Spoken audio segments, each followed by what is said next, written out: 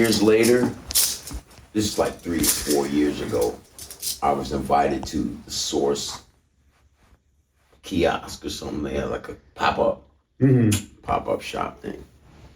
And I went and I did that. You know, I enjoyed it, right? Like, there'd be a bottle of Courvoisier and shit and a little wooden plaque. Yeah. Say like, yo, Canibus, you know what I mean? And I enjoyed it. There was some heads in there and stuff like that. I enjoyed it. And once again, you know, a little bit late. Just a little bit late. Like when you fall out of love with it, you're not in love with the music no more. You love it still, but you're not in love with it. And that's when you want to, like, you know, do a ceremony and shit. When I don't even have the energy that I had then. I couldn't muster the energy together. Okay, so do you feel like, yeah, it's you like kind of got robbed? You weren't given what you wanted at the time that you wanted it? Okay. You're framing it, and it's cool. I'm trying to figure out how you want it framed. You're framing it. You're framing it correctly for someone who maybe wouldn't be able to articulate exactly what it is, right? But so. No, I wouldn't say that I got robbed because I had my 15 minutes. You sure did. It was great. The thing in the prime of things. Right. The thing is, you can't say, you can't objectively say that, oh yeah, well, you know, he's the best gunslinger, man, because such and such and such. But the gunslinger you're talking about is not Clint Eastwood from Outlaw Josie Wales or Good, Bad, the Ugly. You're coming at him with Gran Torino. Right. It's not cool. You know what I mean? Yeah. Gran Torino, he had to do a different kind of, you know, the guy that we watched in black and white on the screen. He's a different person in every sense of the word. He's not the same person. He's still Clint Eastwood, but he's not the Eastwood that, you know, ride up on the horse. Right. If he rides the horse now, it probably hurts, man. You get what I'm trying to say? Yeah. So it's like when you invite me out to have a thing, it's not making it personal. I'm just saying rap is late in recognizing what they have and the value, the true value of what they have. They're late. So what did you think about KRS-One not going to the Grammys? Well, who was at the Grammys in the 50th anniversary thing, right? Yeah. So who was there? L, Ra, Public, and PE, right? Like yeah. Greats, right? Yeah. What did KRS-One do? What did Blastmaster do when the Beef DVD was there and he had to comment about, you know, my situation with Second Round? What did he, or 432, what was his comment about me? On the Beef DVD? Yeah. What did he say? I don't. Yeah. What? Something to the effect like you don't take the mic from L, and you know, basically spanking me, right? Yeah. But look. So you're on that side of the fence when that, but then when it hits home, 20 years later, right, for a 50th year anniversary, that he's in that era, right? He's in this era, but he's seen it. He's got more on his film than I do, and you switch onto that side of the fence. Now, you get what I'm saying? Like, for me, looking at it through my eyes and knowing what's on my film, it's like, you know, that's just late. It's late. It's kind of like with his line with, you know, I'm the run of the mill, because for the mill I don't run, but then you do the remix with Puff. You understand? The hypocriticalness. That's the word. And isn't that the word that people use for the teacher? Like, I wasn't the first one to say it. I've heard other people say, like, yo, man, he's a hypocrite. You understand what I'm saying? I never looked at it like that. I always looked at it like he's a man. You know, since sometimes, you know, a man says, you know, I want to shave my mustache this way. Sometimes I want to clip my whiskers that way, right? Did you ever talk to him about what he said on the Beef DVD? We've talked before. And when we talked, he was telling me to the point where it's like, yo, you know, you Jamaican? Oh yeah, man. Yo, you need to come by the house, man. We drink a Red Stripe, man. Fry some fish and stuff like that, right? And then a week or 2 weeks later, I'm in the Eddie Bauer going down to Atlanta with Garnett Reed. You know, he was a promo guy at Universal, but he had done a lot of other things. Garnett Reed is like a legend in the music industry for promotions and marketing and just all that stuff. He was a top tier guy, right? And God bless his soul. You know what I'm saying? Like, he's moved on, but we're in the Eddie, we're in the Explorer, we're going down to Atlanta, we're driving from New York, there's maybe 2 other guys in the car, Ralph and another dude, and we're making a ride, and we're listening to the Clue tape. The Clue tape's got all my features and stuff on it, the Firm. Yeah, what year is this? When you guys? It would have had to been 97. Okay. So this Clue tape had everything that I did on it. I had the You and I versus All, I had my Clue freestyles, I had everything on it. And the guys kept playing the tape like nonstop. And I remember, and in my mind, I was like, damn, they must really feel that shit. Cause I was like over it. I was looking for what's next. Yeah. I was a hungry little, you know what I'm saying? I was thirsty at that time. I'm looking for what's next. So I'm not really listening to something that I recorded and I heard in the studio a million times already. I'm on to the next, but they kept playing and I was wondering, why do they keep playing this shit? And then we get all the way damn near to freaking going through South Carolina, I think we're in Gainesville. And we're in Georgia, but we're not down to the city yet. And I finally hear the song with this dude called Truck Turner. Okay. And he's dissing the shit out of me.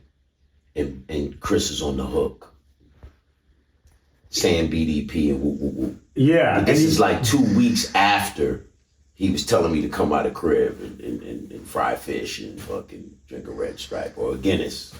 You get it? So yeah. That's my first encounter with the hypocriticalness. Yeah, but I still didn't judge him because, number one, I loved him, right? His artistic contribution, who he is, who he was, all that shit, right?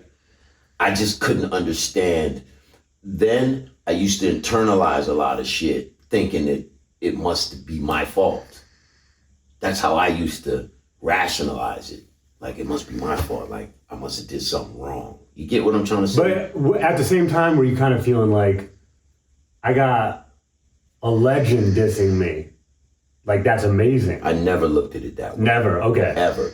As a matter of fact, I was too young to really be able to try to reasonably understand what was happening. Yeah. I was in my I was 19. So you never felt that with LL Cool J, with Eminem, with any of these? Like, all time. Look, in every single situation, I felt like I was trying to impress not only them, but everyone that listened to rap music. I was trying to impress anyone within the earshot of my voice with my ability, with my words, with my. But when you were getting dissed, you were taking it personally. Like, exactly. You weren't. No part of you were like, "This is great." It felt like an attack. Okay, but you can see how for a lot of people, they'd be like, people try to get dissed by big artists, by the people they looked up to, because that's the ultimate. Like, I was way too in love with rap. And its founders and its pioneers to feel that way about it. Okay, this is the Big Dookie Chain. That's why we're rocking the Big Dookie Chain. I gotta anoint you with the Big Dookie Chain. You know what I'm saying? This is straight up an ode to the founder. Now, you were arguably like, you were in the greatest era of rap ever. It was the second golden era, right? You'd be laughing like a hyena, right? Because you know, this is what I asked L for. At the you saw the NEMS what did NEMS podcast. Say? And I told the story about when I told L when we went to the Barclays, and I was like, yo L, man, I got an idea, man. If I just get one of, because he had a runner with him. It was running around with a duffel bag full of gold. And so I said, you know, because he said, what's up, baby? You good? You need anything? I said, well, y'all got an idea, man. Like, you know, when I go out on stage with you and touch the stage, like, do 4200. It'd be dope if I had one of them Dookie rolls. That's what I said to him. And he looked at me. And I could see the light bouncing off of his cheek. Right? And that's how I could see the whites of his eyes. I knew he was looking straight at me. You understand what I'm saying? It was light bouncing off his cheek through the shades. And I was able to see that he was looking directly at me. When I said it, he got that look on his face like he's, because I know what he wants to say, but he doesn't always say what he wants to say. He figures out a different way to say it. So he goes, yo, Monique, get Canibus the Kango, man. The bowl Kango, any color you want. and I'm looking up at him, and in my mind, I'm like, that's not what this dude thinks he's doing like Jedi mind trick on me or something. Like, I don't get hypnotized, man. You know what I'm saying? So I said, nah, I'm talking about one of them ropes, man. And because I saw the duffel bag of gold like running around, right? Yeah. So in my mind, when I said that to him, it was not out of no disrespect. It was more like, I can't believe you're doing this. Right. In 17. We're still playing these games. Come on now, right? Uh-huh. And that's really what started all of the bullshit games. Right. I was serious about rap, and I felt like people were playing games. And but with LL, especially, it was an ego thing. Well, that's the thing, right? This is going right back to the mic on the arm. Yeah. So you want to wear a gold rope too? Yeah. I can't have that. That's too funny. Right. So let's be objective once again. Okay. Yeah, I go back to objectivity. Yeah. Ego's necessary in rap. Mm-hmm. We know this. That's part of what made LL great, made you great. Yeah, especially in that. But there comes a point, like for example, Domingo. He's an artist that I worked with several times. The producer? Yeah, Domingo doesn't have any ego with me. Mm-hmm. Never has. Yeah, and I love Domingo for it. Yeah. There's other artists too that I could. I'm sure most artists don't have any ego with you. No, I think it's quite a few. Like they had to, because they look up to you is what I'm saying. No, I don't think so. I think that what happens is, it's like being in the dog park, and if you're a dog, if you're canine and you're in the dog park, what do? They sniffing each other's ass. As I got older, I realized, they sniffing each other's ass, see what they eat. It's not like something that's like taboo or something. Okay, I didn't realize that. They're trying to see what they're eating. Okay. You know what I mean? But it's pheromones. It's just like when they piss over there, that's because they're marking territory. Uh-huh. So these are things that are instinctive, if you will. Ego is an instinctive, fundamental part of rap. So it's a fundamental instinct that you have if you're gonna be a rapper that makes any kind of impact. And the competition is what's exciting as a fan. Instinctually, though. Yeah. Instinctually, like it's something that you natively do. Mm-hmm. It's not something that you can. Now people can learn it because so many people have come before them to do it. But for us, it was like jumping rope. There comes a point when titans meet or gladiators meet where you're not in the arena and you're in the green room or you're in the background and you get to speak to each other candidly. Yeah. And you realize that it's not, at least from the way I was raised and the way that the dudes I've been around. I mean, I've been around serious dudes, not just rap dudes. I've been around serious people in life. Yeah. And sometimes there's a point where mind to mind, you communicate. There's no ego in mind to mind conversation. Mm-hmm. There's no ego in mind to mind conversation. Because it's not showing off for the camera. When people, when you're aware of who you're in front of. Right. And they're aware of who they're in front of. And it's a mind to mind conversation. There's no ego. Because it's mind to mind. So you know that this person up here, if I play that game, it could backfire. Mm-hmm. Because now they know I'm playing a game. But why are you playing a game? Right, it's kind of funny. You get where I'm coming from? It's like actors when you see them get together, you put Brad Pitt and Kevin Spacey. They do it all the time on the screen. And you'll see what they do on the film. But in real life, they hang out in the Winnebago. Like when there's no camera around, they hang out and they kick. But they do talk about Hollywood being this awful place, which you kind of like mentioned, the hip hop for sale, where you're not having, and they talk about LA being a shitty place because you can't just have the idea being you can't have a genuine conversation because somebody's working on different levels and they're always like trying to one up you. So you're saying LL was still playing the game when you asked for the Dookie rope chain. And he was doing it and it was deliberate. Did you call it out or did you just let it ride? Okay, so when since I missed the NEMS episode. Yo, Monique, get the Kango. The Kango, the bold Kango, any color you want. Right? And so he looks back at me. I said, nah, not the Kango. I said, I want one of them chains, man. You know, one of them Dookie ropes, you know, it'll look dope and shit. And he goes, like I said, he's looking at me. And it becomes a stare down. It might have only been 10 seconds. It was longer than 5. It might have been 15. It could have been 20. Yo, but whatever. Just you too, because it's so weird. No. We were in like a green room. Right. I think Derek Angeletti was there. D-Dot was there. Michael Bivens was there. But they're not listening to your conversation. Well, everybody act like they're not listening to L when he's talking, but everybody's listening when L's talking. Especially like he talking to me. So especially. That never happens. Yeah. You know what I'm saying? Like I've probably been around him maybe, you know what I'm saying, maybe half a dozen times. Right?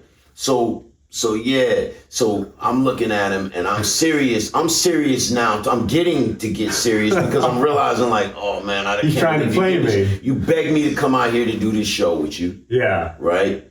Literally. To the point where when he was calling me from a 201 number, I forget who gave it to him. One of Mike Dobson, my homeboy Mike Dobson. I go way back with Mike Dobson. Okay. Mike Dobson gave L my number.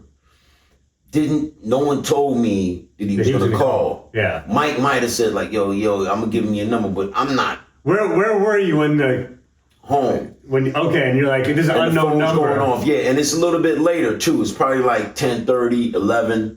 You know what I'm saying? And I work from damn near from 6 to 7. Right? So I'm saying, who is this calling me from a 201? Because I don't answer numbers I don't know. Right, like most people don't. I don't. Yeah. For sure. Yeah, of course you're an artist. Text me and say, yo, this is whoop whoop. Right. I'm not answering that phone. So because it could be any request from a million different people. And I swear on my heartbeat, that phone rang about 21 times. Yo. Back to back to back to back. Right?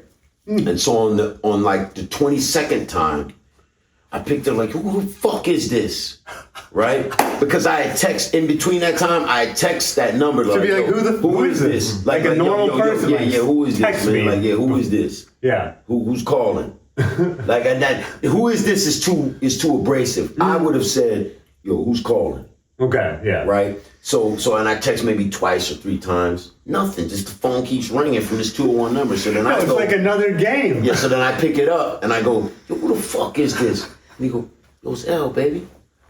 I said, just like that? L, why didn't you just text me, man? Like, why do you do this, man? That's not what I wanted to say to you, man. Is that what L said? Does he say it's L, baby? Is that how? That's what he said. Is that no? I know, but that's such a.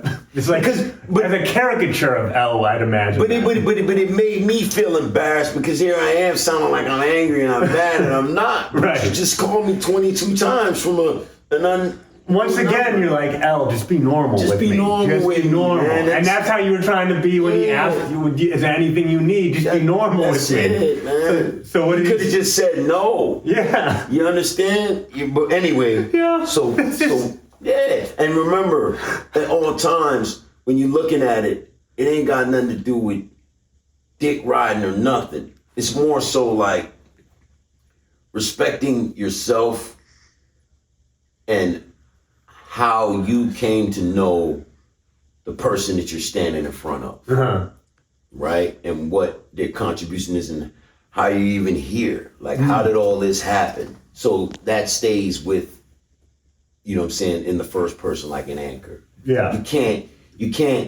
I can't try to pretend that, you know what I'm saying, that I'm not here, or that I'm here on my own volition. Mm-hmm. I'm here because you called me 22 times. You basically, you know what I'm saying, you did beg me to do it. No matter how you tried to word it and persuade me and assuade me to do it, you were begging me to do it. You understand what I'm saying? And I did the show. Yeah. You understand? Now, me knowing that, standing there, I'm already there. And granted, a couple things happened to where it was just like, yo, what is this? The license plate for the car was given. The model and the make was given. Everything was given early in advance. So that when we pulled up, I'd have been able to go right into the garage. Yeah, right. No problem. Instead of parking on the street. Yeah. But VIP treatment. When you show up in the make and model, I felt like, oh, you don't want me to go down in the garage in this make and model. You want me to show up in some shit with the bumper hanging on with a piece of rope. But I show up in the make and model of the 550, the AMG joint. You don't want me to show up in the garage like that. You want me to show up looking fucked up. You understand what I'm trying to say? He felt like he was trying to set you up. No, he wasn't around when all that happened. But if, you know, I mean, come on, man, you're Cool J. Uh-huh. If I'm coming to perform, you know, with you, and you're my assistant gonna handle it, and I go ahead and do all that stuff. I hand in the information and all that, and then I show up, and then the guy at the garage is telling me, nah. He calls up and everything, and they say, nah, you can't park down here. You got to park on the street. I almost turned around then in the car, and Mike Dodson begged me not to. Mike was like, yo, Ken, come on, man. We came all the way here. I said, I don't give a fuck. Like, it's already starting off weirdo. Let me just go home, man. And you think this was purposely? Yo, or you don't know, it just doesn't matter because at this point, right? It doesn't matter. The red carpet should have been rolled out. That's how it's presented. Yeah. No, but he presented it as, I really want you here. Yeah, he did. He did, but then you don't really have to roll out a red carpet. No. Be normal. Just be normal. Because once you do it, because, you know, I'm Jamaican, right? Uh-huh. Which means that, you know, the era that I was born in, man, it's all discipline and respect and follow the program and don't mess up the program and right. So, you know, it's like, you know what I mean? Every single time with him, it's an obstacle. And people know this though. You know what I mean? Like if you know what he got to with Jamie Foxx or whatever. Uh-huh. People know this kind of thing. And what I'm saying is, it's like, after a while, it starts to look like, yo, dude, you're just being a bully to me because you don't do it to everybody. Uh-huh. You know what I'm saying? Because it's names that I could bring up that from Queens and all that stuff like that used to hold him down and protect him. Yeah. And if I bring these names up, I can bring these names up in confidence, knowing that you didn't try to play to him like that. You didn't try to play him like that. I can go get him on the phone. Tell him why you tried to play me. I never did that to L. Right. You understand what I'm saying? Out of respect. Was this before he was on Drink Champs? And I'm talking, and hold on, just in case like a Bimmy is looking at this or whatever. This is before Bimmy was with him all the time. You understand what I'm saying? Like, because you know what I mean? It's just, he just makes it so complicated. So anyway, to the point where you're like, it just like, at some level, like he has to be trying to get one over. Like he needs this for an ego boost. And nothing's wrong with it. If that's the way you are, that's how you are. Yeah. The whole thing is like, how do you expect to control how everyone reacts to that? Mm-hmm. You know what I mean? Yeah, it's one thing to do it, but how do you expect to control how they react? That's where the world falls short of taking people's rights away, going a little bit too far with, you know, genocides and different things. Mm-hmm. And I'm not picking any sides here. Mm-hmm. I'm just saying, in general, you know, abuse, you control what you're doing, but how the fuck do you expect to control somebody, how they react to it? Right. That's where people start to, for me, that's why I say it's all the same to me. And I start to think like, yo, man, people are acting like a bunch of primates because, you know, someone with a little bit more elevated up here is gonna know I cannot control how they're going to react to this. Right. So you could have just turned around and... Yeah, unless we really are dealing with a martial state where it's like you're in prison. Mm. Now you can control how folks react a lot more than you could to free men. Right. You get it? So, yeah. So rap is slow on order. Mm-hmm. Rap has been slow on order or some kind of, what is the mission statement? So you're just kind of shocked that he would do these things, not being able to control what's going to happen. He's not the only one, but this is hilarious. So this is a beef that now lasted 20 plus years. Yeah. Not a beef, but like a weird little thing. Yeah, it's weird. But not because of me. No. I reacted to it in ways that was just normal. You see people beefing all the time now with rap. And they get it over. You see Titans going up against each other, young Titans.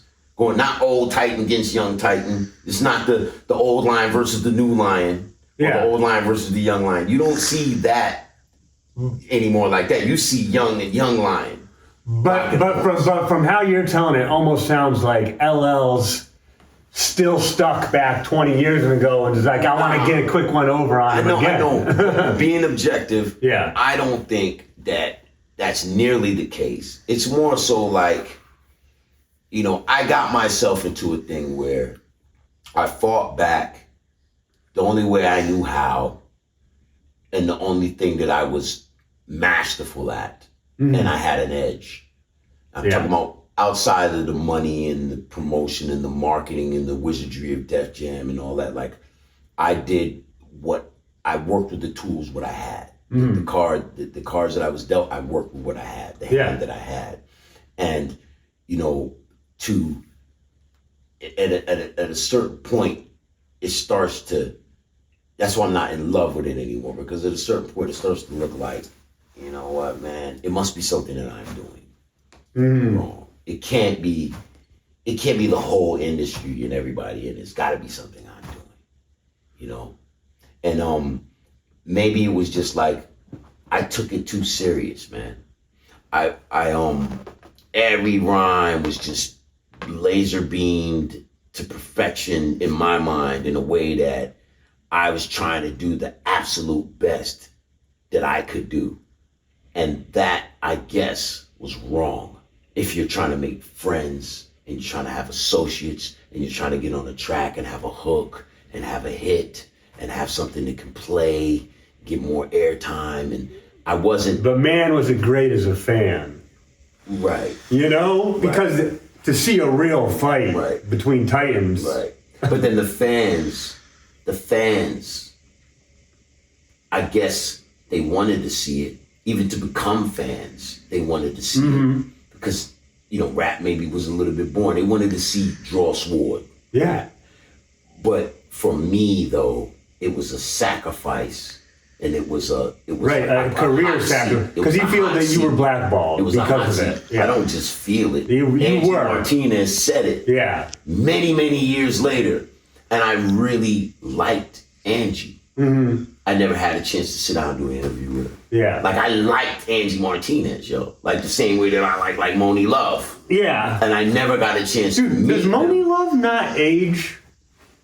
She looks so young still. Yeah. So do you, though. Yeah, I know somebody that knows her and stuff like that. But the whole thing is, like, it's just in general, like, I never really had a chance to enjoy rap because I didn't get a chance to break bread. Because you took it so seriously. I took it seriously. At all times. But I was so young, I couldn't, even now, at my age now, I can't understand how, and I don't try to understand anymore, but we're just communicating. Right. But I try to, at my age now, I will pose the question to be like, well, there are elders though. Didn't they understand that, it's basically like looking at a dude be like, nigga ain't never had no pussy before, man. He just out here going crazy. You go to Amsterdam for the first time. Like you feel like somebody should have told you. Yeah, but instead they were treating you like an equal. Yeah, you're a virgin, you go to Amsterdam for the first time. Yeah. What's gonna happen? Right. You like somebody tell him like not to take all the mushrooms at once. You know what I'm saying? Like, but instead it's like that's all I'm saying. But it's almost respect. because you were looked at as a worthy adversary. Like, we can't let him fuck up because I don't want to let him like get one up, like look so good. Let him. It's like it is on some gladiator shit. It's like. Or bullfighting shit. Stab the bull before he gets out. He said, put his armor back on. Yeah. Quickly. Remember that part? Yeah. He did that to Maximus? Aurelius? Yeah, to Marcus Aurelius. He went like this. No, what was Russell Crowe's character? Yeah. Russell's character, he went like this in the green room with him, Joaquin. Yeah. He went like this. Put his armor back on quickly. Like, you cheated, man. Yeah. You didn't really. They cheated. You feel like they cheated a little. They knew. Cheating didn't tell you, and they. Cheating is okay if that's the way the game is played in rap, then it's okay, right? Because I shouldn't get a break if that's how it is. But you know rap. We know rap. You know rap is dirty street music. Yeah. Rap has a lot of the elements from the streets with it. As a matter of fact, it's built in the streets. Yeah. Rap. But coming into rap, so cheating's okay. Who were your connects coming into rap from the street that were part of the industry? I mean, or did you not have the same connections that everybody else? No, I had. Because you're in New York, so it's like you're in the epicenter. I had all the dudes around me that you know, where even if Bimmy was on set, Bimmy had to come over to the OGs I was standing with, the double OGs I was standing with, and they kick it because they know each other, right? So that was real. So did right? you? Hold on, let me finish. Yep. That was real. Then when it came to like producer, I got Clark Kent. I'm in the Yukon with Clark Kent riding around. You know, I'm in the Lex Land Cruiser. You know what I'm saying, with Jamel riding around Radio City when Death Row East, when the girls was walking out there with them turquoise thongs with the Death Row East posters, Radio City. The same year the Fugees was there, and Pac came over there, and it was drama with him and Nas folks and shit. Yeah. Right, I'm there riding around in the junk. Yeah, we could have got in, but we just didn't know where to park and all that crazy shit. Right, so it wasn't about the connections, man. It was about the egos, which wasn't a problem, but it's more like it was like, and you know, a couple other artists went through it, like Nature went through it, AZ went through it. And you're naming like lyrical beats. Lord of Mercy went through it. Like Boy Scout Rampage went through it. Freddie Fox went through it. It's too many to name. You know what I'm saying? Like Nori was going through it. Noriega and Capone was going through it at that time. Traj was a little bit more seasoned. Like Traj was still the guy that could go and do. You know, he understood music industry stuff. Yeah. You understand what I'm saying? Music industry stuff more than he had deals. Right. None of us had no deals. So Traj had more finesse to him at the time. But in terms of like what I'm saying, where there was like they were we were being held back and being held down. But tragedy was going to Noriega. Exactly. They had an edge with Traj. He wasn't like, let them fuck up and all shine on the track. He didn't like do that they to did them. With you. Yeah, he didn't do that. He gave them mic time. He gave them their mic time. And I'm not dissing nobody by saying this. I'm being honest. Teflon from MOP. MOP was going through it, but they was just too boisterous to hold back. They were. And MOP was the streets. You know, DR Period was behind that. There was a lot of serious energy behind it, to where Lil Fame and Billy, you couldn't stop that. You know. Well, it's like, talk about young Billy and Fame taking things like too seriously. They almost got themselves blackballed from touring, from beating everybody up on the tours. I mean, DJ Muggs would talk about how he wasn't viewing like the beef with like West Side Connection as like a joke. He was like really like almost ready to get into street shit, like tear their heads off. Like this is what made that second golden era of rap between, you know, 93 and 96, or maybe a little more, 91 and 96.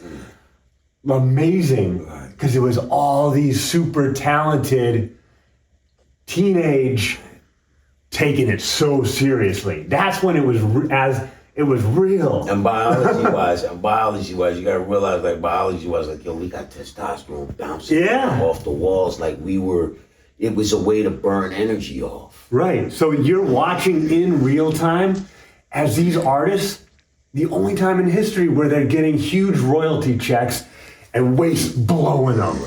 Right. Popping bottles and doing, hundreds of dollars. Well, they're only copying what they saw. Right. But the thing is... But also wanting to rip each other's heads off. Right. So it's such a thing to see. But that was okay. Yeah, right? It was. That was okay. It's because it's WWF, right? Yeah. It was okay.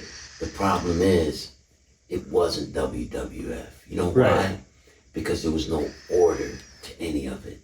Yeah. And there was a lot of infighting. Because of that, rap is what it is right now. I'm not talking about the new school artists, because they did well for themselves, right? I'm talking about our era, what do they call it? Reunion. Mm-hmm. If we had a reunion now, what the fuck would that look like?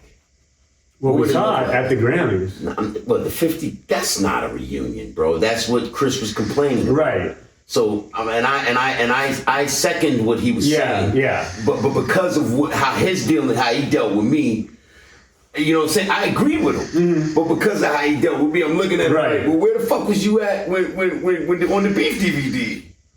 You was spanking me on the Beef DVD. Right. And now you... But that's kind of why I brought that up originally, is because he was saying what you were saying. He's like, they're too late and not enough. Too little, too late.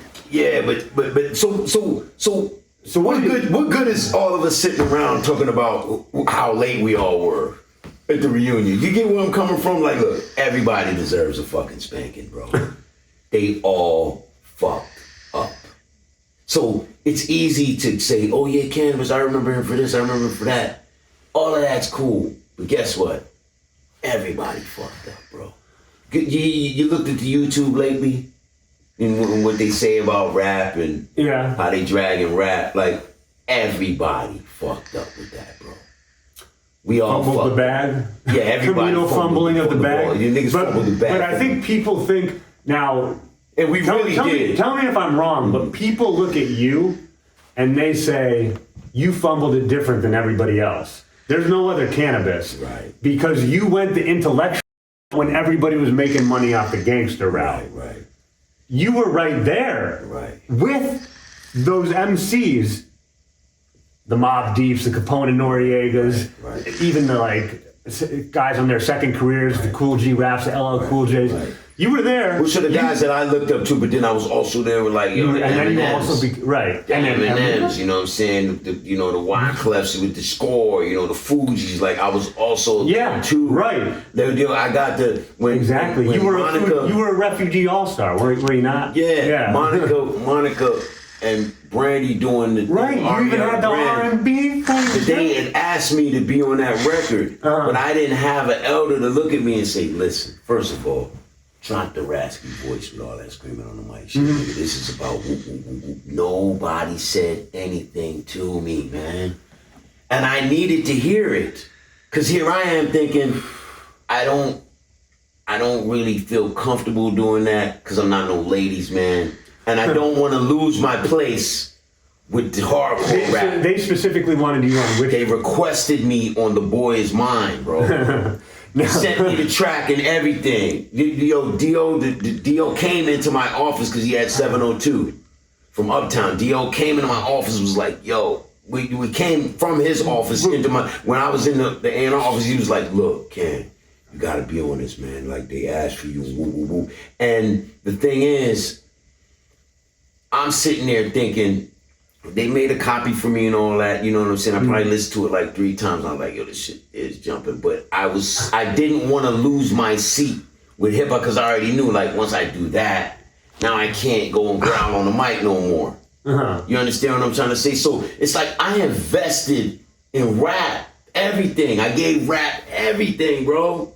Except what some of these other rappers. Well, it's funny. Hold on, I gotta say this. These other rappers, showed niggas they birthmarks and let motherfuckers take pictures of their birthmarks, right? I didn't give rap that. Right, yeah. And serious. the conversation needs to go here too, because I almost think that, and this is the adult me speaking, maybe that's what was going on too with the rap, where if you're not letting them take pictures, document your birthmarks, then maybe that's why the clicks were the way they were. Well, this is just feeding into the Diddy party discussion. Well, see, I didn't know. It's not my fault that all that happened. But now it's coming out that there was those who got invited to the Diddy party and went, and those who didn't go. All right. And look, it's okay, right? Because look, when it was happening then, guess what? Everybody was getting their bread. Nobody had a problem with it. Well, on 5, 4, 3, 2, 1, Ja Rule was on it, right? 5, 4, 3, 2, 1? Yeah. Master P was on it. Ja was Def Jam, and it was Irv in them. So Ja Rule is an example of someone who, yes, he said yes to The Boy Is Mine. Yeah, he did. But hold on though, Ja. And he had a rough But Ja was very comfortable in making those records, and he made hits. I would have needed help to do it. Okay. You know what I'm saying? Ja probably was a ladies' man at that time. Okay. It was easy for them to do that with him. You know, he used to do no shirt on, he running around. Him and 50 were like this at that time. I told you, they used to slap box, and this is because Sean Wright told me this story, because he used to do construction with them, and they used to slap box to see who sits on the wheel wells. Who got to sit in the middle. Yeah, tell that story because, only 2 people can sit on the wheel well. Yeah. So who's going to sit in the middle? Well, I ain't sitting in the middle. We got a box for it. You understand? So Ja and Fifth go back. It's easy for them to do what they did and make them hits or whatever. For me, I was a little bit more with the pen. And like you were more nerdy. The crazy. Is that what you're saying? I mean, in hip hop, none of that stuff that I talked about, my subject matter. If you look at how the because world you had the look. Let me finish. Okay. If you look at how the world evolved and how things are, nothing that I was talking about was nerdy. You talking about Napoleon Dynamite? That's nerdy. Yeah, none of my subject matter was nerdy. But here we go again. Hip hop they're slow. They misinterpret. The intelligence is like, I'm not talking about the fans of, you know, like the Kendrick fans and shit like that. They're swift. They understand the metaphors. They get into it. We've got fans like that too. Yeah. They were just intelligent. IQ's way up there. Right. They don't need to listen to rap and they could go listen to other music and find joy in other music, technical, classical music. Instead, they love to rap because guess what? Where they were born, where they came from, the struggle, different things that they've seen. But when I'm saying nerdy, you know what I mean. No, I know what you mean. Okay, yeah. What I'm saying is, intellectual. Even here in rap now, they don't even know how to call things what they are. Like, what I'm saying to you is this, man. When I was talking about the internet, let's use your words, nerdy, right? And let's use their words, nerdy, right? Yeah. But everybody's on the internet now. So it's ahead. Ahead of its time is sort of nerdy because that's like talking about what doesn't exist in the here and now. If we're playing with semantics, cool. My whole point is, was it really nerdy if they're all doing it? So what are you saying? All like Nori's a nerd because he's got drink champs? You know what I'm saying? Are we saying is Math Hoffa a nerd? You know, is Nem's a nerd? No. The answer is no. So what I'm saying to you is... But Capone and Noriega in their raps were rapping about street shit happening here and now. Because they was living it. Right. You were rapping about the internet before the internet. Right. So people didn't want to hear that. Right. But they didn't know what they were hearing. Right.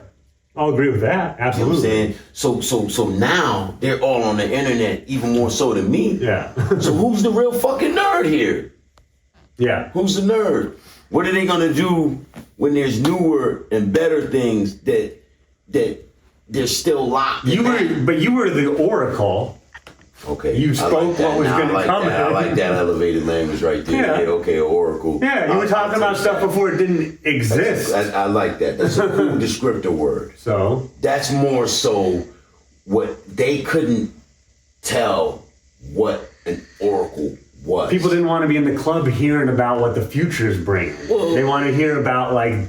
I could have made club records. Exactly. If I was led in that's what I'm saying. You had the look, and you were on tracks with those dudes. Right. You could have easily gone the Ja Rule route. And you're right. And you know what? But you didn't want to, clearly. It's not that so much as... As a fan, we all looked at it like that is something you could have done, but it bored you. It didn't interest you. You just did what interested you and gave up the money. Yeah, I did. That's what it looked like. and that works. It's just that, you know, the puppet masters, right? The puppet masters, they must have known what I was talking about. Sure. Because the Illuminati, yes. Yeah, the puppet masters. Right? So now you didn't get the mainstream MTV appeal and all that. But in 2024, we just had a show of yours, and you have fans there who come backstage and are reciting every single lyrics to songs you don't even remember all the lyrics to.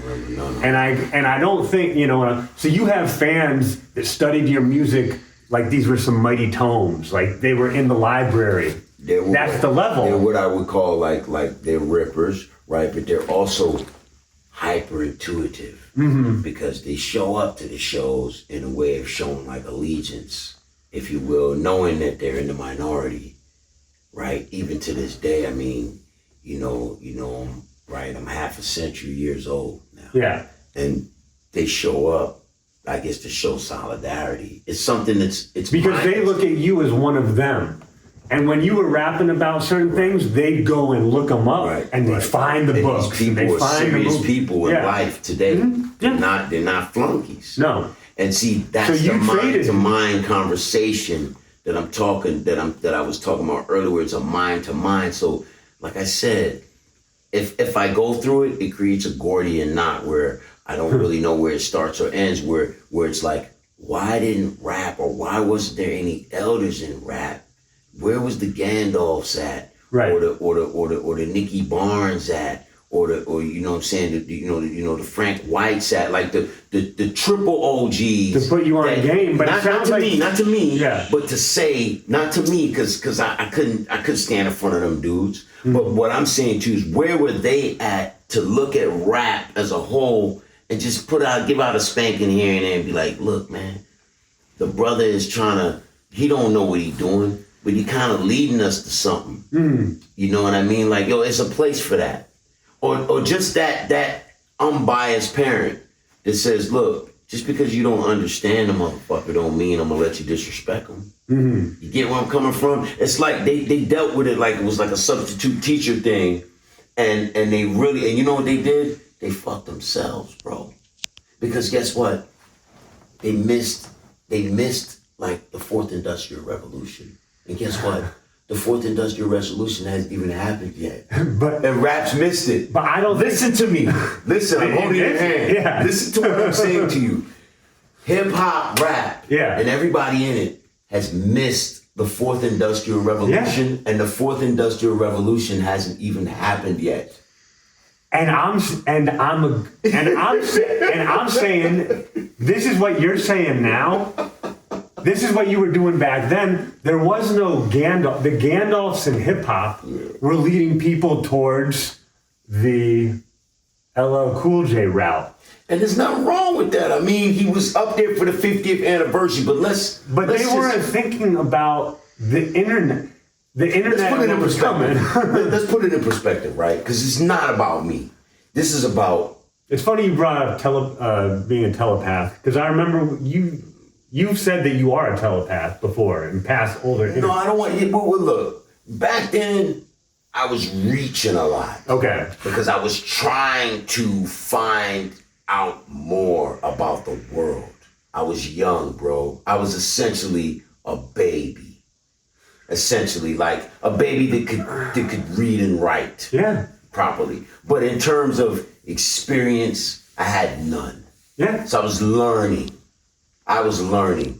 They showed me the wrong thing to learn. Like they weren't showing me what I should have been seeing to learn. You understand what I'm trying to say? It's kind of like... It sounds like they were showing you, but you didn't want it. You wanted to read this other book. You didn't want to read the blueprint on how to make it in hip hop. Nah. Let me put it in perspective. Okay. So, this past 50th anniversary, right? I watched it, right? I didn't break my neck to watch it. The homie wanted to watch it, and I said, all right, I'll watch it with you. Because I'm not a hater, right? I'm watching it. And I saw it. Then it wasn't too far from New Year's, right? Mm-hmm. The anniversary thing happened a little bit before New Year's. Well, there was like a month or two, right? And because I told you I'm not in love with it. I don't give a fuck what's going on. But I can remember dates based off of what I'm doing in my life, right? So I know that the anniversary thing was like 2 or 3 months before New Year's. So this past New Year's, posted up with the old lady. We're chilling. We want to watch the ball drop on TV, and we're chilling there. And we're looking at the screen, and L comes out to perform, like in the 42nd Street, whatever, Times Square. Yeah. And the shorty that I'm with, I could have got up, went to go make me a sandwich or something like that. You know what I mean? I could have maybe went to the bathroom. I could have did something like that. But then I'm self-conscious about, do I, let me just blink naturally. Do I move at all, like in a weird way, or make anything look to where she's saying he's uncomfortable? Do you get it? Yeah. And you know what I'm saying? And I just sit there and just watch the show, right? And no problem at all. But I'm thinking, what is she thinking though? Like I'm telling you what it's become, right? And all of it's cool, but that's the reality of it, right? Because at the same time, you gotta say to yourself, like, man, is this gonna go on for 40 years?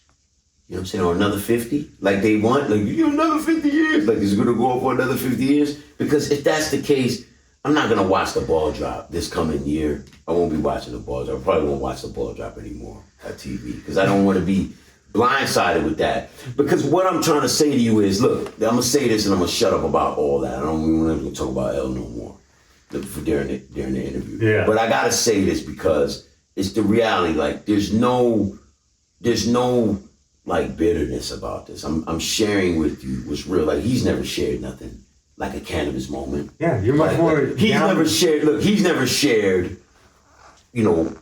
What somebody said to him when they first heard second round knockout. Like, who are you sitting with? What did they say? What did their face look like? How many times did they blink? He's never shared any of those stories. They're fucking crazy. Those stories are crazy, right? You've never heard them stories because there's something there to be coveted, I guess. But for me, it's all the same. And I'm sharing this with you. I wonder sometimes if, I wonder if it was me, if I did something wrong. Because you got to think here. I don't have any kind of issue with knowing the history and the way things happen and how things turned out and how life is, whatever. God is great, right? The thing is that there are things that, that where music and entertainment and audio, visual media, Web 2, Web 3, there's going that, they needed me, man. Yeah. Like for this transition and all that shit, they needed me, man. And the way that they did things, it's like they're not gonna last forever. They're not gonna last nowhere as long as they think they are. Because they basically like turned their back on the only part of the prism that was bringing that light in there. it's like a facet on the diamond, on the stone, the way it was cut, it bringing that light in. It's only responsible for that. No one wanted to identify it. No one wanted to give it the time of day. And now that facet is just like, it's broken off or something like that. Like that light is not gonna go there because you can't move the stone. That light's not coming in there. And so what happens is it's like, I can do this forever. Really though. They think they can do it forever, but they can't. You get where I'm coming from? Yeah. And that's not something that anybody in the music game is willing to accept when it comes to rap. So what do? You know, they just abuse the brand, I guess, as if it's going to, I don't know, man, it's some temporary kind of feel good with it. I don't know. I think it makes it permanent in their mind somehow or whatever, not knowing that if, you know, we all win as a team or we all lose as a team. And I'm here to say that, yo, rap music, not the new dudes, they're doing well for themselves, but our era, they lost, man. They could go tour, it doesn't matter. They could go tour, they could do a world tour right now. They still fucking lost, man. Because the opportunities to build bridges at the right times were squandered. What do you think, what did you, before we jump off the LL thing, because you're friends with Nori too, what did you think when you watched LL talking about the beef with Nori? So, be forewarned that I'm not a hater, I'm not bitter about none of this shit, but I really I'm not subscribed to Drink Champs. You know what I'm trying to say? So I don't, my phone don't go off when Drink Champs get a new episode. I did an interview with Effin, funny enough. Yeah. And Effin talking to me and keeping it all the way a buck with me. And I'm like, yo, just tell Nori to like, you know what I'm saying, turn down a little bit. You know what I mean? Like, he ain't gotta be all the way turned up. When my name come up, he could just be normal, be real. F was like, yeah, I know. Y'all talk to him a little bit. He love you though, Biz. See, I get a lot of that. I get a lot of that. But you don't get the invite. But come on. Well, I get the invite, but it's just not done in a way where it's like, if you're going to dick ride L to the point where I already know where you stand from looking at a 5-minute clip. Right. Then, you know, I get it, y'all from Queens, and I get all that shit. But my whole thing is, if you're going to dick ride him to the point where it's like, and you're going to say funny shit about me, why would I want to go up there, bro? Right? Because, like I said, it's just a podcast. It's just YouTube. Yeah. They missed the fourth industrial revolution. You get it? They don't even know what I'm talking about. When they watch the shit, they're not even gonna know what the fourth industrial, they're gonna have to go look it up. You understand? And I'm not saying this to be boastful. I'm saying that that's how real it is for me, where it's like, yo, I try to communicate. I try to be open. I try to be sympathetic, empathetic. I do my best, right? You're basically saying here, I've been here the whole time, the line has been open, I'd accept the call. Yeah. I have the answers. Right. Nobody wants, or I don't have the answers, but I have insight that would help. Yeah. And it's not like that anymore. It's not like that. What did you think about the Kendrick Lamar and Drake beef? You haven't been there for one of the most legendary beefs of all time. I totally, went through and listened to everything because of the way that everything is. Like, somebody at the show asked me about that tonight. They were like, yo, what do you think about it? And they were recording it. And I was like, it's like, what do you think about the Kendrick? Like, he's not like us. I said, yo, that's just crazy. He said, but yo, Drake's cooked though. Is Drake cooked or what? And I said, cooked? He said, yeah, he's cooked, right? I said, dude. I said, my guy. I said, look, Kendrick get busy, right? But Drake can rap. Yeah, he can. So I'm looking and wondering, why are people so quick to want to see people who've invested so much?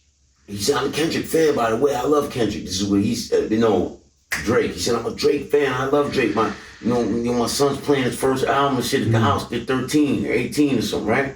And I listened to it and I realized, like, you know what? These fans don't know what's at stake. Mm-hmm. They never took the time to even sit down and figure out what's at stake. Yeah. But I mean, did the bread and circus folks do that at the arenas? No. They were in the arenas, the gladiator arenas, and they just watched motherfuckers bleed out, man. Body drag them out next up, right? I guess that's what it is, man. This whole rap shit was a barbaric experiment in like word and rhyme and rhythm. It was a barbaric experiment. It is it is barbaric. It was and it is. Though. Yeah, absolutely. It's not successful. It's an experiment. It's an experiment. They didn't know what was gonna happen. They just threw shit in, just mix it up, let's see what happens. Right? Well, it never happened before, so yeah. Right. Even though, you know, fashion, design, you know, what's cool to wear, what's you know, superfluous in the hood. You know what I'm saying? What just makes niggas just look like $1 million bucks. You know what I mean? Yeah. Like basically like the blaxploitation era. Like you got the Cadillac 2i, you got the Eldorado. Well, look what I do to mine. Mm-hmm. You know, and then how all this money was generated, all the hard work that went into it. We're talking about a lot of, you know, all together now. You know, all in, all together now. A whole lot of this. You know what I mean? You know, when they go do this and the other guy goes this and another hand goes this and they're all different colors. Uh-huh. There's a lot of that in rap that happened in order for it to be what it is. But it seems as though it didn't mean anything. Like none of that mattered. In spite of the fact that we were one of the most the genre of rap music was probably like most influential. You took the word right out of my mouth. One of the most influential recreational, you know, endeavors that teenagers did in the history of America. Yeah, absolutely. You know what I mean? It would have probably been akin to, you know, I'm not sure, but like maybe like basketball at a certain time. Because basketball is a big deal. Yeah, it was like when people It was heard like basketball, yeah. because there were times when dudes was playing basketball and motherfuckers was over there dealing with the rhymes and the music. Yeah. But they correlated. And then to even where like a Shaq could come over and want to rap. And Shaq will come want to go be in the studio with Canibus. Yeah, yeah. And Canibus will write a rhyme for Shaq and Shaq will go in the booth and say it. Did that happen? It did happen. Okay. Right? But what I'm saying to you is it's that rap was probably for our generation, it would have, for people who couldn't play basketball like that anyway, on pro level, it had to have been one of the most influential recreational activities that for like in the history of America. And to know that we at some point had our hand on the wheel, and the gear stick and the clutch, and our eyes were looking in the rear view, and we made the decision to like maybe go in the lane, or I want to make a left right here. Now I want to make this right. Just let me do it, bust a U-turn. We just couldn't get everyone on the same page to build something that like lasts for the people who made it. For me, a lot of people made money. Hip Hop for Sale, your album. A lot of people made money, but it wasn't necessarily the people who made the music. What I mean, yo, for me, it's just like it's a total clusterfuck, bro. And it's all the same to me, man. I'm not picking no sides. I'm not dissing nobody, man. But like, even for those who think that they won, there's things that I could say into this camera that all them dudes would do is go Google and find out what I'm talking about and then try to fix it. So I'm not gonna say it. Cause I did that back in the internet days when I was like, yo, such and such, get your thing, your .com, you do that, right? And they went and they go look things up. And I'm not even on it like that no more. Now everybody's got to do what they do, because even when you do, you know, put the all in together, now you do that. Like there's a lot of snaking going on, and they do a lot to each other to where it's like, how do you have all these moguls, right, that never got it right with each other? To this day, you know what I'm saying, one mogul's in prison, the other mogul they're talking to each other, they're communicating, we're talking about old concepts, people are bringing up like Biggie and Pac's death and still trying to find the killer and all of these things, man, like decades later, bro. Decades later, man, and they're keeping rap right there. You know what I mean? Like both these men, like they probably, I know one of them like children. You know what I mean? Like, but they're older now and grown, and it's like there's no foundation, or there's no king seat to put him in, or prince seat to put him in and say, all right, man, look, what's your skill? What did you get from this? Because your story's got to be epic. How can we take this and turn this into something that lives on? Instead, the arguing's still going on. You know what I'm trying to say? It's the same way, like you bring up L's name, like we bring up L's name and we laugh. Like I'm jovial about it. You know what I mean? He'll bring it up, he'll be jovial about it and say something, but then it's like always like snide remarks and stuff. And like I said, it goes on and on and on forever. Two dudes that used to sit on this box just to, you know, like men, to figure out who's gonna sit on the wheel wells or whatever, to this day might still have it up for each other. And I don't know what happened in between then. And sometimes you can keep pouring gas on something till it just gets completely flamed out, right? Yeah. And still you gotta respect all of them as men. But I'm talking about looking at it from a bird's eye view or hawk eye's view. We're not men now. This critique is coming from high up on Mount Olympus, looking down and saying, you gentlemen just fucked the whole, you fucked the whole pooch, man. Like you fucked the whole pooch. And to tie into all that, the biggest thing in the media is Diddy. And you were there when you were on the phone with Diddy when he was apparently on the yacht during the Hypnotized video, right, and the whole nine. I saw that. So what do you think about this going on right now with him? Somebody gave me a call and they asked me, they said like, man, who does he call? It was like, yo, who does he call? And it was a learning moment for me, because he was asking me, he's like, yo, man, like Diddy's in trouble, like who does he call? And it was a learning moment for me, because I was like, damn, man, like who does he call?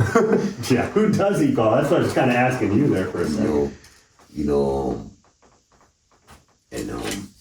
Because he was the one to call for like a lot of things, right? Yeah. So many people called him. Who does he call? On him, right? So like, who does he call? Yeah. So, but it ain't just him.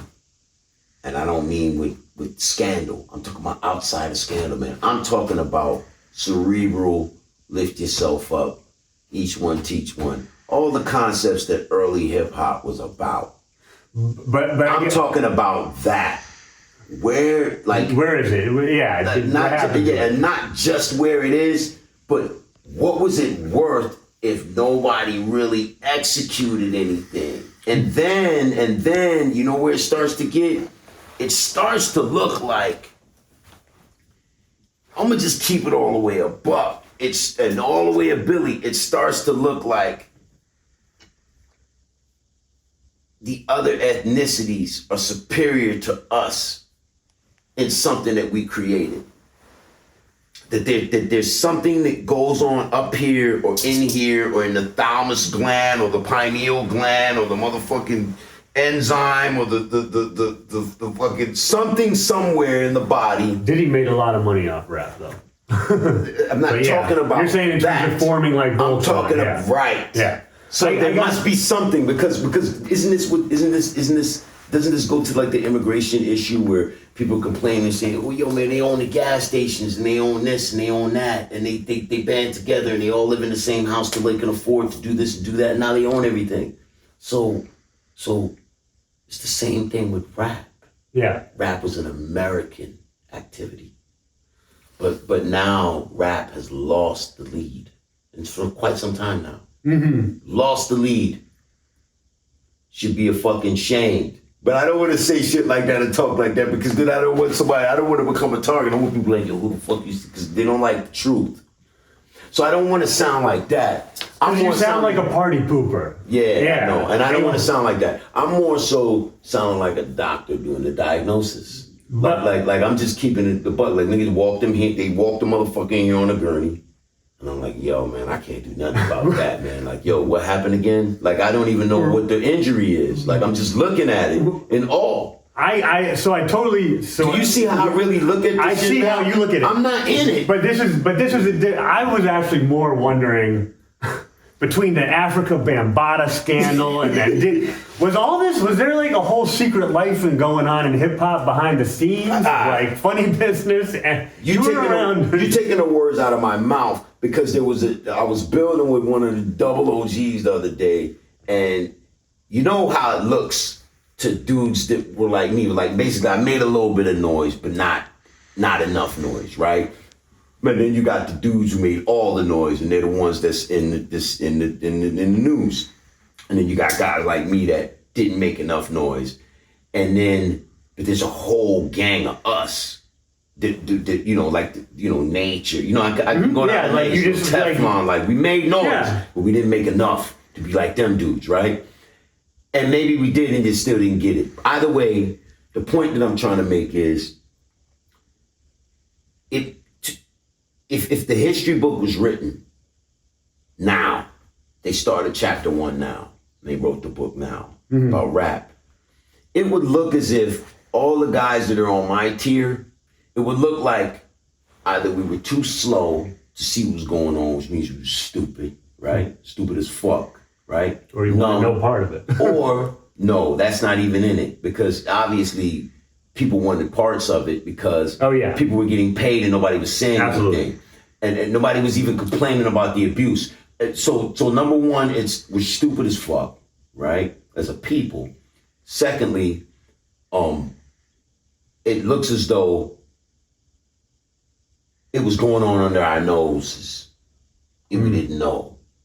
You get it? Like nobody told you that there was a secret society. It was going on under our noses and we didn't know, which still kind of leans more on the like, yo, you numbskull. Like that's where that word comes from. This is just numbskull, right?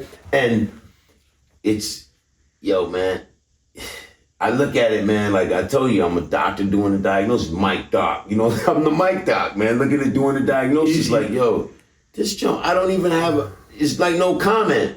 And I'm not really commenting, because I'm not picking no sides here, man. I don't give a fuck. I don't give a fuck who did what and what happened and all. I don't care. Yeah.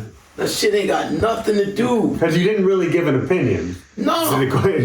No, it's looking at the circus now and saying, and all I can say is what like the triple OG said to me, like, yo, who does he call?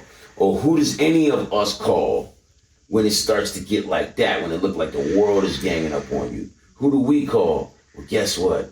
We can't call on each other, can we? Yeah, I hear you. Forget about calling on somebody else, because we can't even call on each other. I have so many questions, but it's 4 a.m.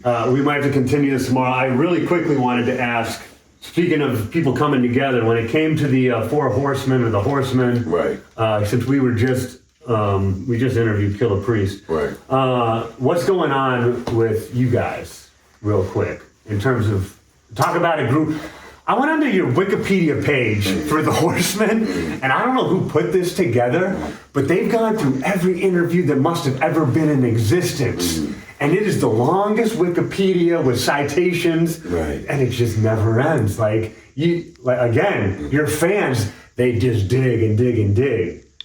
And they're writing full novels. So I'm asking, what's going on with you, Corrupt? What did they say in a nutshell?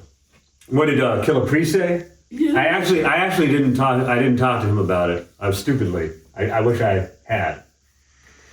Ugh, man. And I haven't talked to Corrupt and right. Yeah. Yo, listen. All them dudes are prolific writers, vocalists. Just like poets, like rare in the world, right? Their poetry, all of them. The thing is, I put them on the album. I called them. I was the one calling them. I was the rookie, right? They were all out already. Yeah. I was the rookie, and I was calling them, stressing them to get the vocals, to put it all together. I couldn't get everybody to record all at the same time, and so I pasted the verses together, like from different. I put it to beat. Chaos, the guy who did the beat or punch, I can't remember, and he we melded it together. Yeah. But it wasn't what you originally. And then the guys was like, yo, the horsemanship, because then they started getting interviewed and people started asking them, because, yo, my album did like 150,000 first week. Mm-hmm. Can I bust? So that's my experience with it. Yeah. So today, to see that it's like that, that's after I fell out of love with rap. Right. You get where I'm coming from?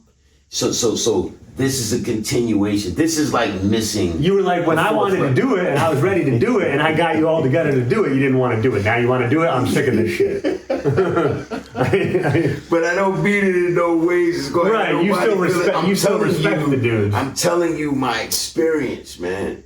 It's my truth. So we're not without nobody nobody can feel no ways about it. That's coming from my film. That's how I saw it. You know what I'm saying? Are we ever gonna get another Rip the Jacker with you and Stoop? You know, that's a question to ask Stoop. Okay. I know that I have things that I'm doing where these questions you ask, or anyone asks for that matter, about are we ever gonna get this from this and that and this, they don't understand that the fourth industrial revolution means that you get whatever you want. Oh. You get it? Yeah, it's a whole other conversation. It's another That's fucking down thing, a wormhole. bro. It's something else, man. And I'm literally there. We're gonna be able to like, oh, I want this song to mention me and the people I know in my life, and it's gonna have all of that. It's gonna be that crazy. Yeah. One last real question while we're just talking about the questions you get asked by everybody. Because we were just listening to the D12 album on the way up here. What happened with that song Airstrike? What about it? Was it who was the guy who put that song together? Was it that because I was watching the Vlad TV interview with Bizarre. That happened. Yeah, I know that happened. Yeah. All right. This much I'll say about it, right? I guarantee you that nobody, when that song came out, everybody that however they felt then, I guarantee you they don't feel that way now. Yeah. How about that? Uh-huh. You get where I'm coming from? Which means that it wasn't that important, was it? See what I'm saying? Right. Like the songs that are like really those songs that deserve to stay alive in people's minds, and you know what I mean, like people speaking on them forever and shit, should be the ones that people still feel the same about them. What did you think of? You know what I mean? Yeah. What did you think of Eminem's diss of you on the Eminem show? Because it's such a good song. Yes. He said this is different times to the point where I really don't know which one is which. Like listen. You talking about Eminem here? Yeah. You talking about the same Eminem? It's a different Eminem. There's only one, right? Only the one. All right. So guess what? When you're Canabis and someone's asking you about an Eminem diss to you. Yeah, it's a weird question. How the fuck do I? It's like, you know what I'm trying to say? Like, what do I? Right. You know what I mean? But it's one of those things again where, as a fan, I'm looking at it like, yo, it's got to be cool. Even though you're beefing, you're both rappers and you probably both respect each. But maybe not. You take it so seriously. No, it's not. I don't take it serious anymore. Yeah. I'm talking half a century ago. Yeah. So it's like looking at it in hindsight, I guess. No, you know what it is? Even though a dude like, and I give you props for being like. Because I was like, do I even ask that question? But I'm like, is interested in it. Approachable, but also too. Yeah, you are. Even you being, like, I gave you props for being like, you're like an organ in hip hop. You're one of the organs. I appreciate that. Organs. I gave you that. Yeah. But then, of course, like, sometimes the organ wants more oxygen, or wants more blood, or wants more, you know what I mean? Yeah. And sometimes, and it's just not getting enough. And so it's got to equilibrate, it's got to bring equilibrium to the system. And so you ask. Yeah. But the thing is, like, I'm here sitting with you, kicking it with you, because I am running out of gas. With this whole hip hop shit. With everything. And so it's only right that I kick it with you on camera. And I appreciate that. I appreciate that. Right. And before long, everybody should know, they should be able to wrap their minds and their heads around, anybody that's interested, right? They should be able to wrap their heads around knowing that it's like, yo, it is what they made it, man. Because it ain't what I wanted to make out of it. Yeah. I didn't. That's been the thesis of the whole everything you've been saying. I didn't get the chance, man. I didn't get the chance to really I wasn't given the chance to really my push was being blocked and defended and you know what I'm saying, the Steven Seagal, you know what I mean, where they go ahead and use that against you. Listen, man. And I look at everything that happened now. A lot of the mind games is happening now on the internet and stuff like that. My website was the first website going through those types of MK Ultra mind games, man. People used to come to the chat rooms that were built for just to talk about cannabis music and come in there and raise hell, man. And talk all kinds of craziness and give people all, you know what I'm saying? I remember we had it on the underground hip hop forums too. There'd be a lot of this discussion. You went through it, right? And so what I wanted to say in a nutshell though is that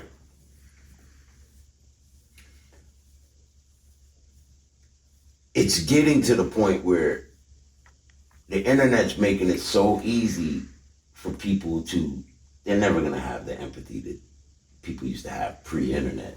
No, at all. They never will. They never will. Again. But it is getting to the point where it's getting easier though for people to just put themselves in that seat. In the seat of the person that you're asking. Yeah. So it's Eminem. Everyone's a main character. Like Eminem, bro. To ask me what track or whatever, it's not cool to diss Eminem, man. You know what I'm saying? You know that. Everybody who's ever dissed him knows that it's not cool to diss Eminem. You get blackballed. Because of the different things. Not blackballed with somebody making a phone call, but just if you threaten something that's or you pose to threaten something, or you're posturing is threatening to something that so many people love, right? Then you inadvertently put yourself in a seat that Benzino was talking about it. You understand what I'm saying? He came out the mouth. Benzino is a hardcore dude. That's Boston right there. He's a hardcore dude. Yeah. Right? And he's a real one. And anybody that's around him or whatever, they can say whatever they want in the comment section. Yeah. But, he's genuine. What I mean? He's genuine. You see what I mean? And he said it out his own mouth. Pressure. You understand? And so, even though, people lack the empathy to even understand or care, I guess, what they don't understand about it is they will find out what that feels like soon enough, just because of the fourth industrial revolution and the way things are going, right?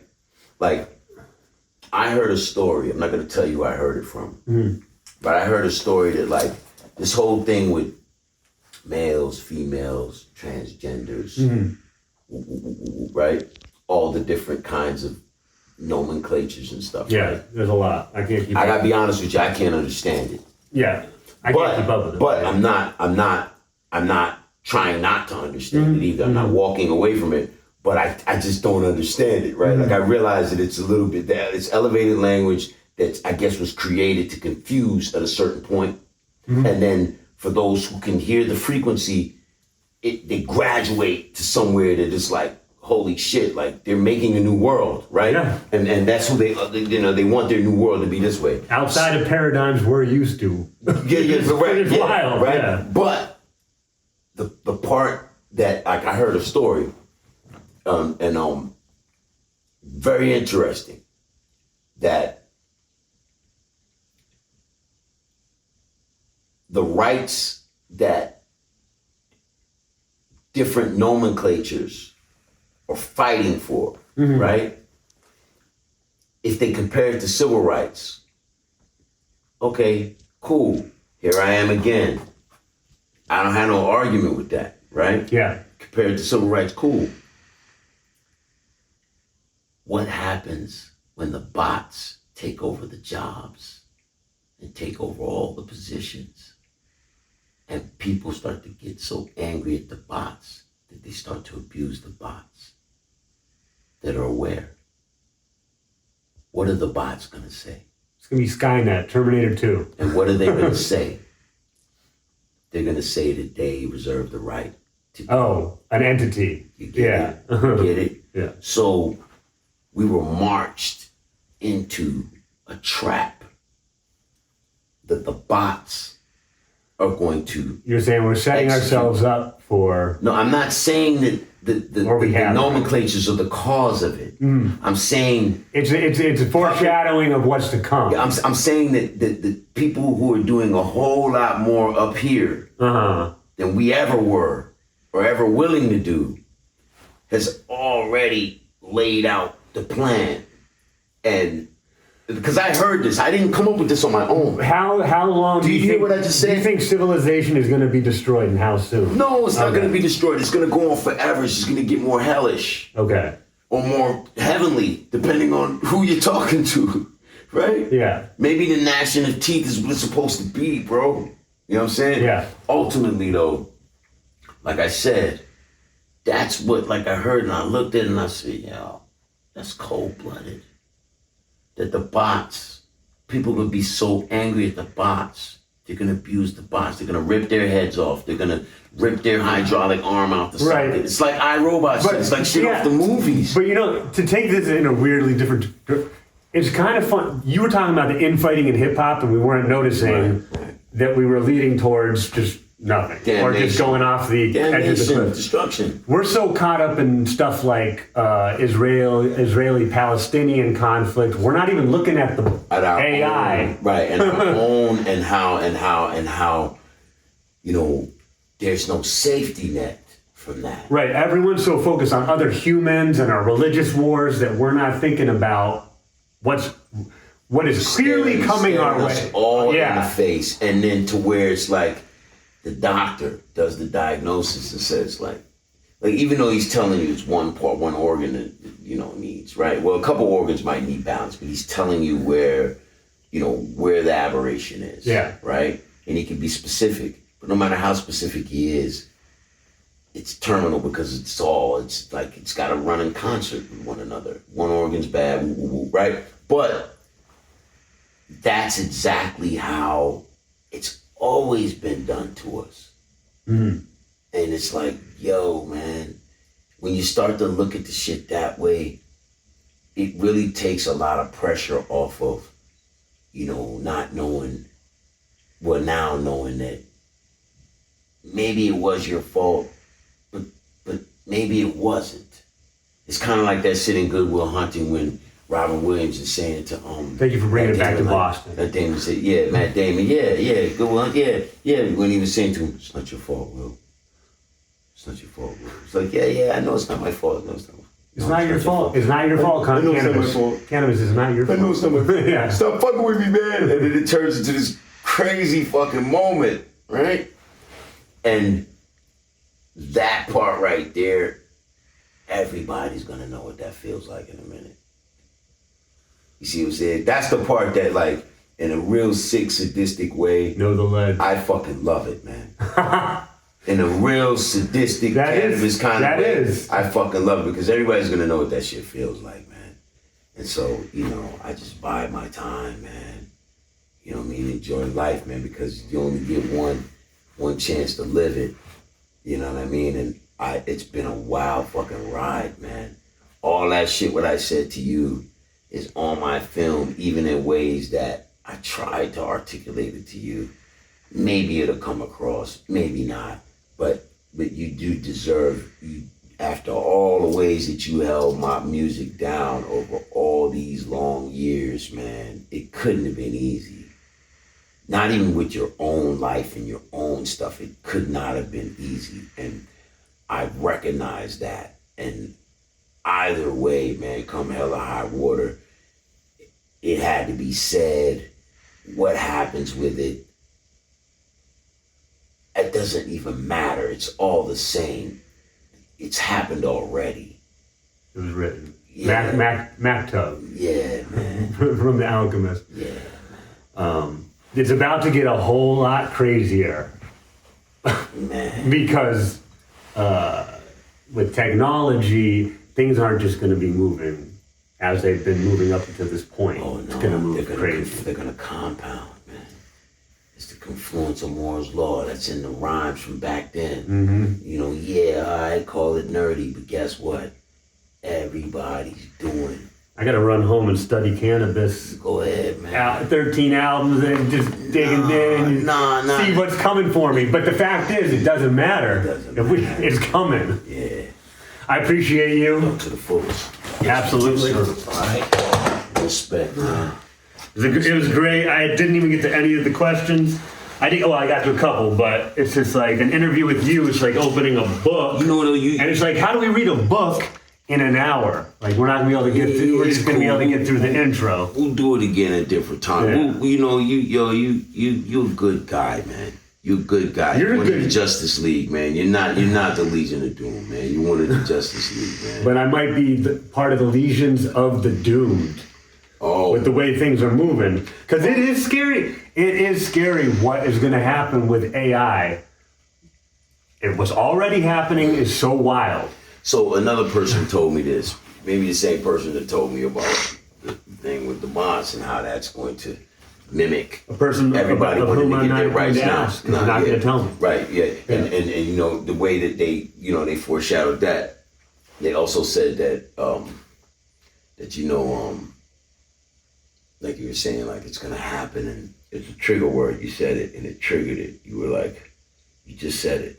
You said it's not gonna matter. What was the last thing you said? Because it triggered. Oh, it's not gonna matter if I go back through your work and I see all the foreshadowing of what's to come. It's coming for us, no matter what. It is coming for us. But I don't remember the word. Okay, so what triggered me was when it's coming, but it's going to move at an exponential rate. Oh yeah, with right. AI, like we're not going to move at the same pace we've been at up until 2024. Right. Things are about the ride is about. It's a wild ride. We're already on it. It's going to get fucking crazy. It's going to get crazier.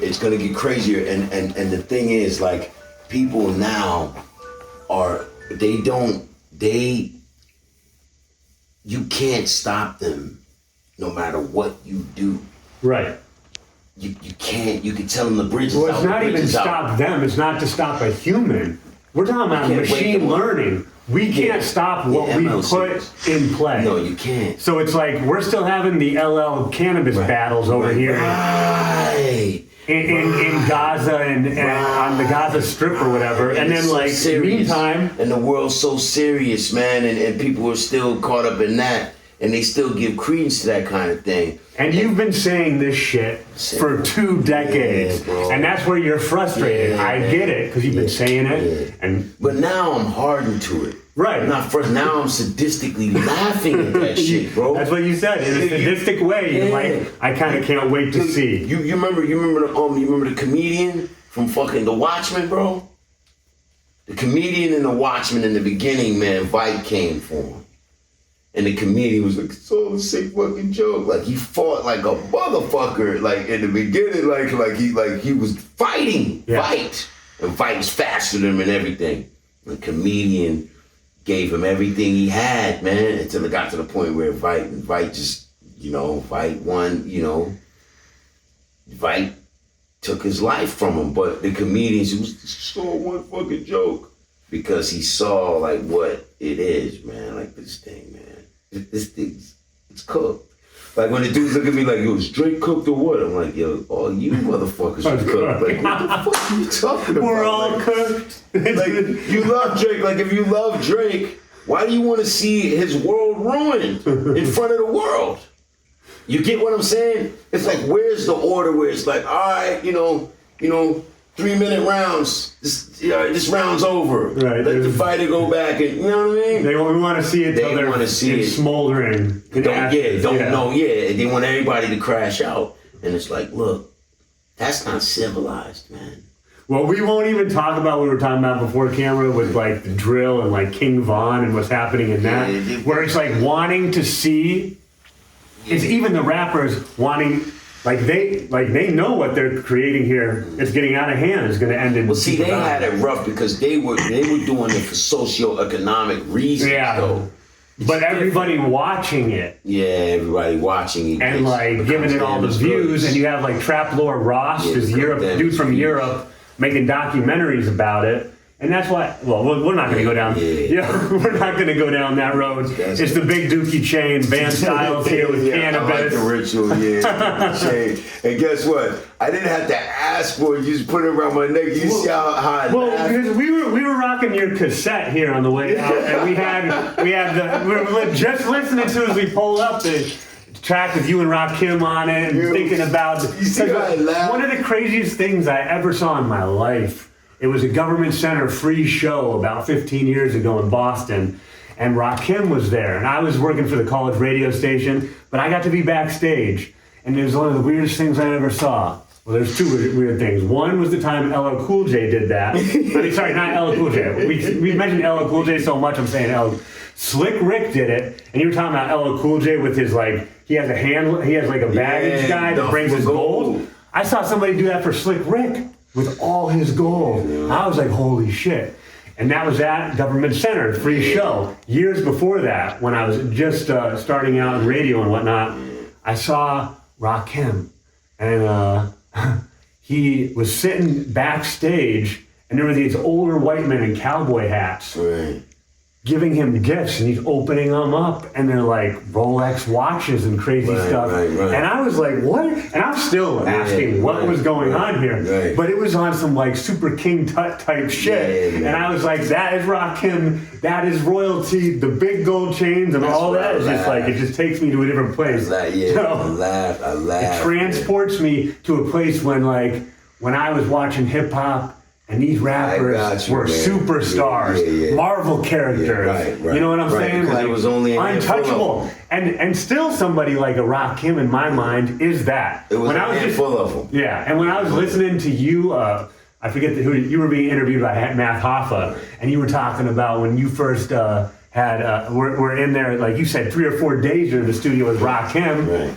And then you got an $8,000 budget, or he asked for eight grand, and you got him 13. Yeah, yes, sir. And I'm like, the ultimate show of respect, because apparently you too were looking up to these guys were like, it ain't no secret. The God, it no ain't no secret. And it wasn't no ego to it. And yo, man, listen, man, I treasured that moment.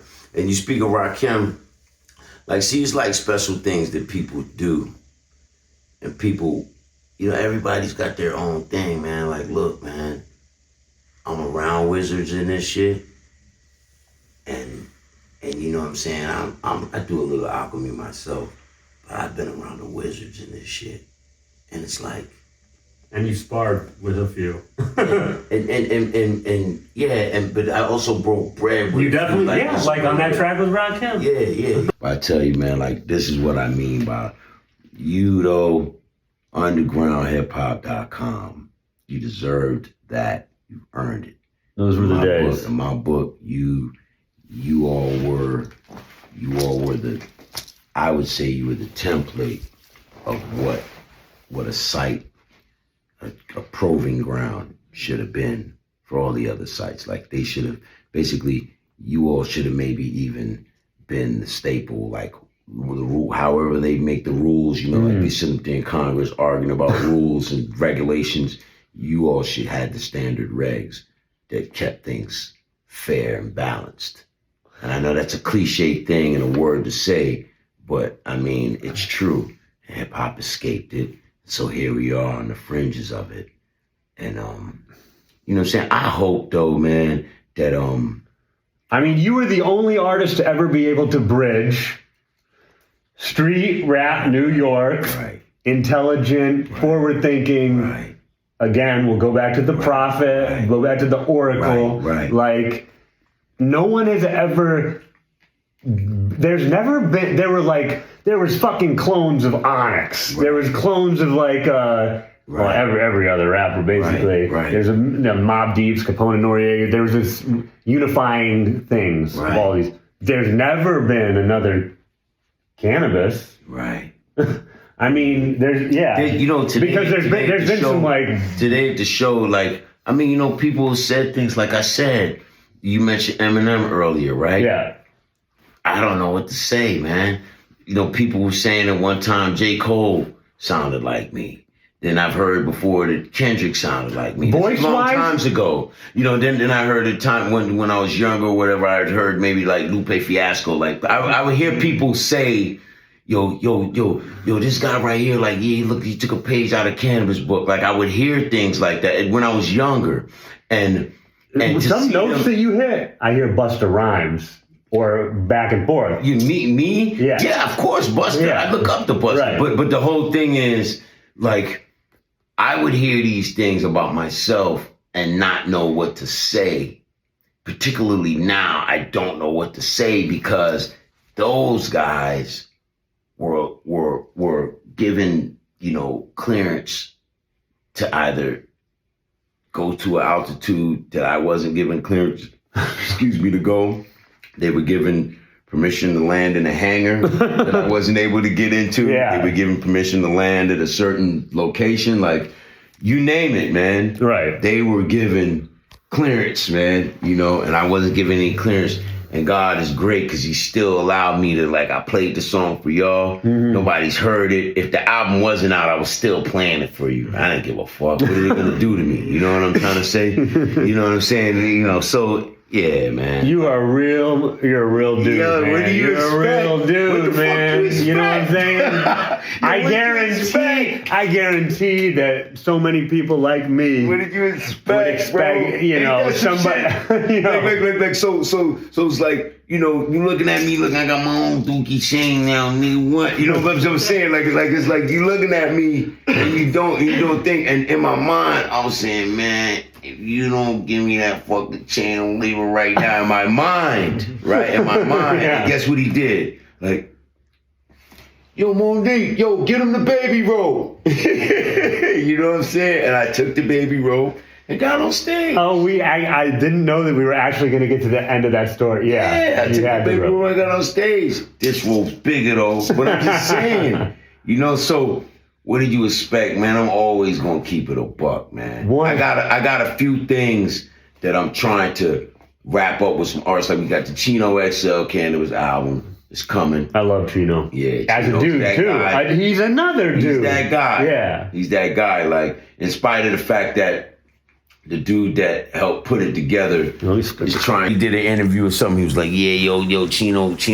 kind of spanking bits on the album. Like, I don't really understand, but I don't know what people are doing different tactics to advertise and promote nowadays. So I don't know, but Chino is that guy.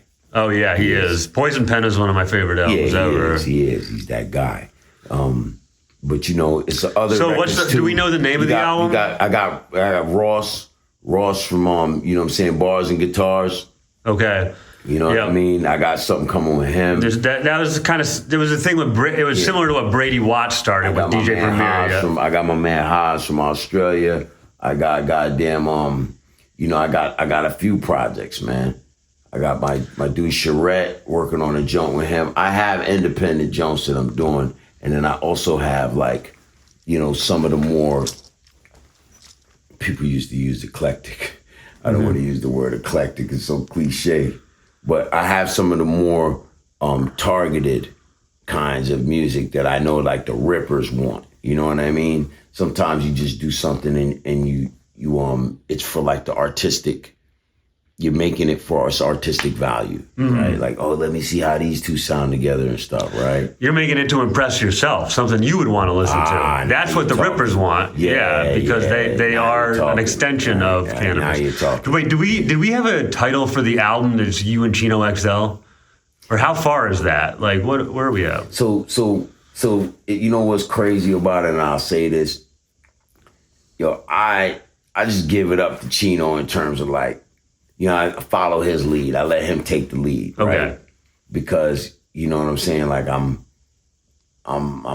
like in awe of him. You know what I mean? Like he's got more on his film than me with the rap, and him being like one of the first artists on Def Jam. Like he was like a L. He was another one who we could say could have gone right. He decided to go left. Yo, listen, when he sit down and talk to me, it's like, so hold on, you were like the third artist on Def Jam, like to be offered a deal on Def Jam, you know, by Rick Rubin. You get what I'm trying to say? Like, it's things that Chino shared with me where it's like, yo, it made me feel better to me. Feel like, okay, I ain't the only one that went through some real weird. Yeah, you know what I'm saying? His story is different, but it's similar in a way. Yeah, he went through things where it was like, and he's conquered it. And so now doing a record, I guess we're both like, we're trying to make the best record that we can make, but we also have respect for each other to where nobody's really trying to. I mean, I know I'm not, because I can't be inside his mind. I don't know really what he shows love and all that. But remember, he is from the era where it's an era a little bit before me, you know, man, where like he's really got something to protect. You get what I'm saying? Yeah. And that's what he's. So anything could be. Yeah. But then me, on the other hand, you know, I'm not really even protecting the brand anymore, bro. I'm not protecting anything with rap no more. Like, rap can't be protected. It can't be protected, can it? If motherfuckers could just come in and drop a line, and every YouTuber is trying to increase their YouTube views and their money to see a motherfucker on the cross. And I'm not talking about anybody in particular. They want anybody on the cross. Yeah. It's like, make up your mind. Like, you know, do you want this? The bigger the better. The bigger fish, the better. But yeah, put them on the cross. All of us. Yeah. And when I say all of them, I mean all of them and then all of us. They want us all on the cross, bro. And that's like, it's a little bit heavy for me. It's not even just rap. People nowadays, we want anyone on the cross. That's heavy for me, man. That's a bit heavy. You know, when I think that internet wasn't like that when I was on that shit. That's not the internet I was talking about. Right. You know, if they would have fucked with me and listened to me, we'd have a different kind of thing doing. Yeah. But, you know, whatever, bro. Well, I look forward to it. I'm happy that my voice is on that joint with Rod, man. You know that's a big deal for me, right? Yeah. It's a big deal for me, man. Yeah. Big deal. Rod always showed love, man. Rod. He was one of them like the G-Raps, but he always showed me love, man. And that's like an elder. You understand what I'm saying? That's a real elder, man. Yeah, and you know nobody's perfect. Everybody got their ways, right? Nobody's perfect, but Ra dealt with me like a real elder, man. Well, he's another one who could have gone right, but he went left. He was on Aftermath. They wanted him to rap. Dre wanted him to rap gangster. This is from his mouth to me. Right. So they took him off that After You Die track, and they put Busta Rhymes on. So, and then they dropped him from Aftermath. Right. So we're talking. There's three people we've mentioned: you, Chino XL, and actually Rakim too, that bucked the industry. Wow. Like they said, do this, and you just weren't willing to. Wow. So y'all fucked yourself. But not for the reasons that people think. It's like if they were in that seat, then we're just gonna find out what kind of metal they was made of. Yeah. Because really it all comes down to the same thing for everybody. It's like, well, what kind of metal are you made of? Mm-hmm. And that's something that goes longer than even the person that's talking, man. Like this shit's in the cloud. I don't think these people really realize what the fuck is really going on. This is not in a book that could be burned. This is in the cloud. Everything's out there for perpetuity. It's in a cloud, man. Which means, you know what I'm saying? Like in every era, it's gonna be exactly as it was. Right. Videotape was, you know what I mean? There's stories where they said, yeah, you know, aliens came down here and showed them pictures of the Jesus crucifixion. Motherfuckers like, how's that possible? Well, if they were doing certain technology, then they would have that footage, wouldn't they? Yeah. And if they showed it to the right people, would it be like, oh my God, it really is the footage, right? Yeah. So, you know, where are we really, man? I mean, I don't know, man. I know that it ain't just rap. I know that. I know for everybody think it's, oh yeah, I'm just getting some money doing this rap. Okay, man, you know, enjoy it, man. You know? And I'm bigger than hip hop. Yeah. As you guys would say, right? Cool. Peace. You see, I got the Big Dookie rope. Canabis right here with Van Styles, man, and Tash, man. We chopping it up, man. Brand new, good for you. Peace.